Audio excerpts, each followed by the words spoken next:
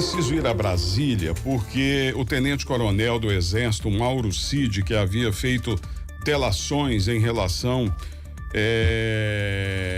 a casos ocorridos no governo passado, ele foi prestar depoimento hoje no Supremo Tribunal Federal. Chegou num carro particular e saiu numa viatura da Polícia Federal. Terminou preso.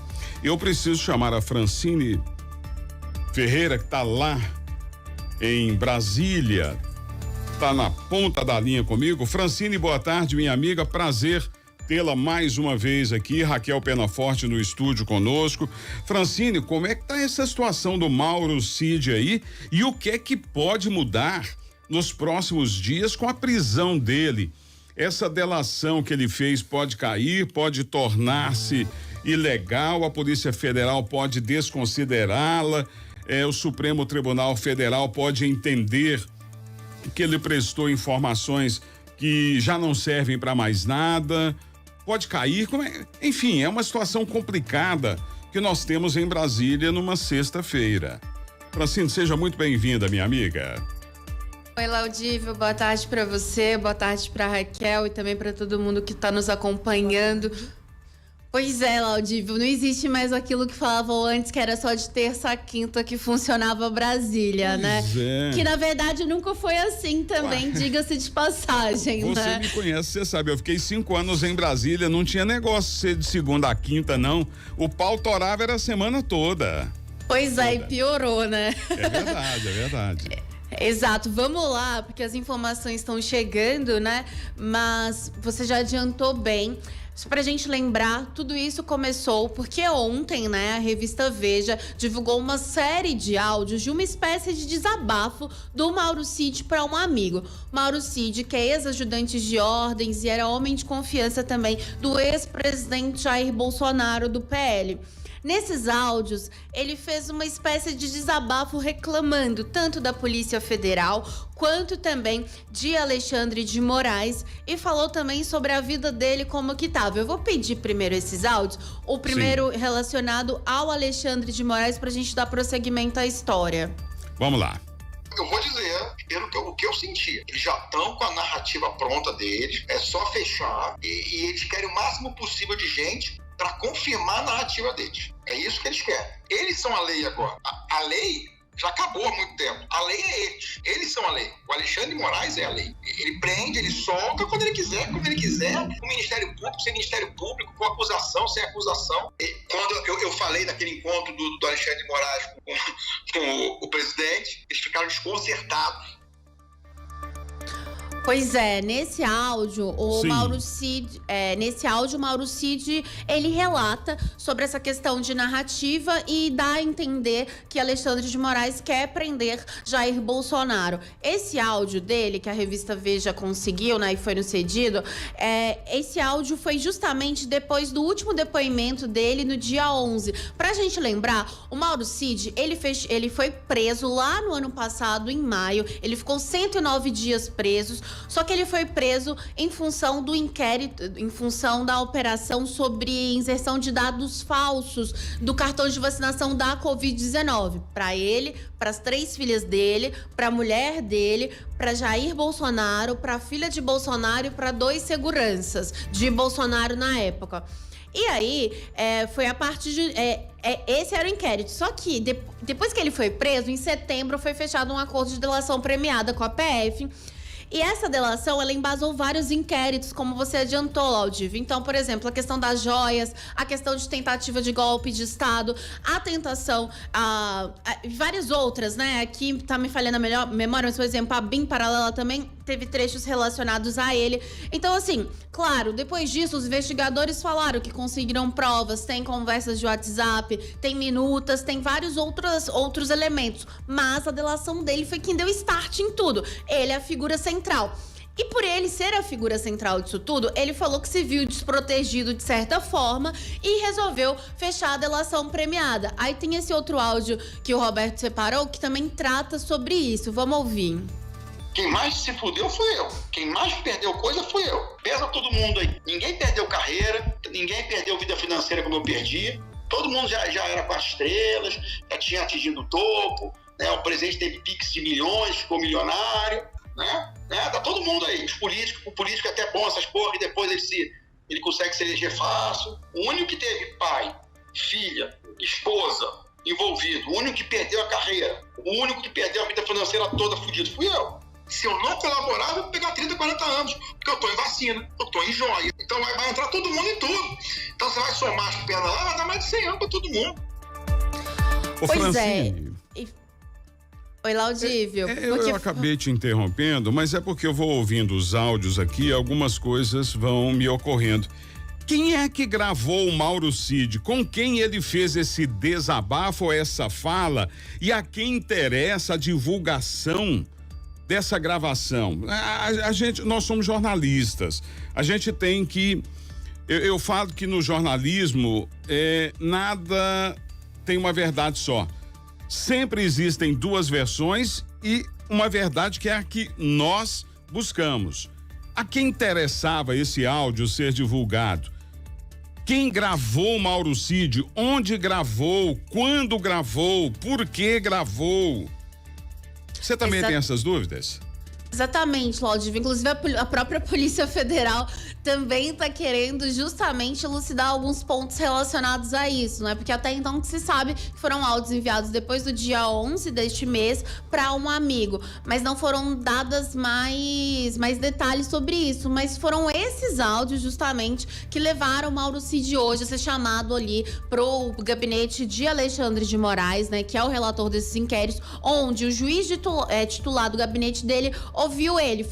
Foram cerca de 30 minutos. E ao final dessa audiência, que era para falar sobre os termos da colaboração premiada, foi informado a ele que ele estava sendo preso por obstrução de justiça e por descumprimento de medidas cautelares, porque até então o entendimento era de que ele não poderia falar sobre o teor dessas investigações, depoimentos para outras pessoas. E aí, Laudívio, até uma coisa que chegou agora, que inclusive a Natuza Neri, né, da Globo News, quem adiantou, que o ex-ajudante de Ortiz, inclusive, assim que ele soube que ele ia voltar para a prisão, por onde ele ficou já 129 dias no batalhão, ele inclusive chegou a desmaiar. Então, assim, ele foi preso hoje de novo, foi pego totalmente de surpresa. Agora ele tá no Instituto Médico Legal daqui, onde foi levado pela Polícia Federal. E aí, o que acontece agora, né? Que é onde essa história toda para chegar nesse ponto, mas é importante essa contextualização. O acordo de delação premiada dele agora está sendo colocado em xeque, porque os próprios investigadores ali da Polícia Federal querem, de certa forma, estão analisando para anular. De certa forma, os depoimentos dele serviram, ele prestou informações, várias coisas, mas agora a avaliação, inclusive o André Rodrigues já disse, né, que eles estavam justamente avaliando isso, porque Mauro Cid não teria cumprido com o combinado. Então, nas próximas horas ou minutos, né, eu acredito que a gente também já vai ter algum tipo de posicionamento em relação à delação dele. Mas fato é que a delação dele, a maior parte já veio à tona, né, Laudívio? Então, já tá embasando todos esses inquéritos, tudo isso, mas justamente em função desses vazamentos e uma possível anulação, pode também colocar em jogo todas essas outras operações que a gente viu nos últimos meses, né? Relacionadas sempre ao ex-presidente Jair Bolsonaro e também a aliados dele. Inclusive, Van Garten também já falou sobre isso, falou que ia pedir ao Supremo mais explicações, ou seja, agora muita coisa tá em jogo. O último áudio do Cid foi ele falando que o único que saiu prejudicado foi ele, né? De certa forma, hoje, quem está sendo preso de novo, quem tá indo pro batalhão aí, é ele, e aí de forma preventiva. Então a gente continua acompanhando tudo isso, todo o desenrolar dessa história. Olha, prisão preventiva, ela é determinada pela autoridade, que no caso um juiz, um desembargador, ou especificamente neste caso o ministro do Supremo Tribunal Federal. E a preventiva não tem data para terminar. Ela pode ser renovada, não é uma prisão provisória de 30 dias. Pode ficar 30, 60, 90, 120, até que a justiça entenda que aquele preso não coloca em risco investigações, não vai colocar em risco, não estamos dizendo que será o caso, mas colocar em risco testemunhas, desaparecimento de documentos, coisas desse tipo assim. E eu tive e vou dizer isso com muita tranquilidade, o prazer de trabalhar com o ministro Alexandre de Moraes. Enquanto eu estava em Brasília, ele era ministro da Justiça do governo Michel Temer. E eu era deputado federal, ligado à área de segurança pública. Então, os nossos encontros eram constantes, tanto no Ministério quanto no Palácio,